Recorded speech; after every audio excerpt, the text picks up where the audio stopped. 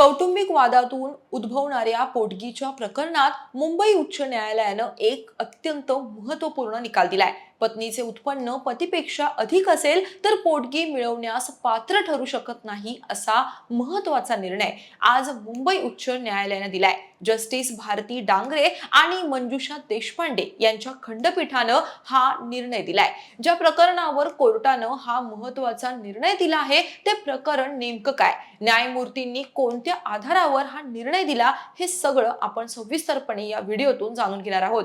नमस्कार, मी अक्षता, आपण पाहताय मुंबई आउटलुक। पती पत्नी आणि पोटगी हा वाद नवा नाहीये। घटस्फोटानंतर पतीला पोटगी द्यावीच लागते हा गैरसमज मुंबई उच्च न्यायालयाच्या आजच्या निकालानं दूर केलाय। केवळ परदेशातील राहणीमान महाग आहे या कारणावरून कोणतीही पत्नी आपल्या पतीकडून अंतरिम पोटगी मागू शकत नाही असं उच्च न्यायालयानं म्हटलंय। न्यायालयानं याचिकाकर्त्या महिलेची पोटगीची मागणी फेटाळून लावली आहे। न्यायालयानं आपल्या निकालात स्पष्ट केलं की पोटगीचा मुख्य हेतू आर्थिकदृष्ट्या कमकुवत असलेल्या जोडीदाराला केवळ उदरनिर्वाहासाठी आधार देणं असा आहे, अतिरिक्त खर्च किंवा आलिशान जीवनशैली भागवण्यासाठी नाहीये।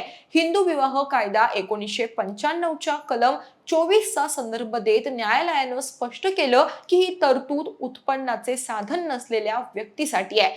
पत्नी स्वतः उच्च शिक्षित, नोकरीत आणि आत्मनिर्भर असल्यास पोटगीचा मूलभूत आधार संपतो। केवळ परदेशात राहण्याचा खर्च जास्त आहे किंवा तेथील राहणीमान महाग आहे या सबबीखाली विभक्त पतीकडून आर्थिक मदतीची अपेक्षा करणं चुकीचं आहे। परदेशात राहत असल्याचं सांगून विभक्त पतीकडून पोटगी मागता येणार नाही असं न्यायालयानं आपल्या निकालात म्हटलं। पोटगीचा हक्क हा केवळ स्वतःचा उदरनिर्वाह करण्यासाठीच असतो, अतिरिक्त खर्चासाठी नाही। पोटगी ठरवताना नेहमी पती आणि पत्नी दोघांचीही आर्थिक स्थिती तपासली पाहिजे।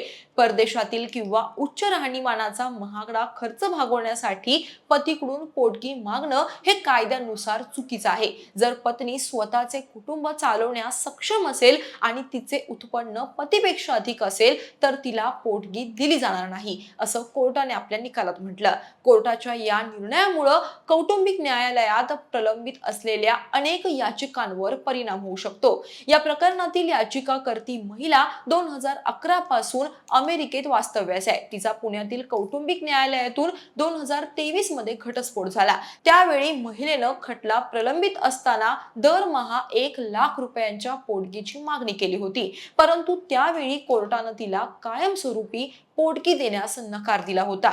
या निर्णयाविरोधात तिनं उच्च न्यायालयात धाव घेतली। हायकोर्टात दाखल केलेल्या याचिकेत महिलेनं दावा केला होता की तिचे उत्पन्न स्थिर असले तरी अमेरिकेतील महागड्या राहणीमानामुळे ते अपुरे पडतेय।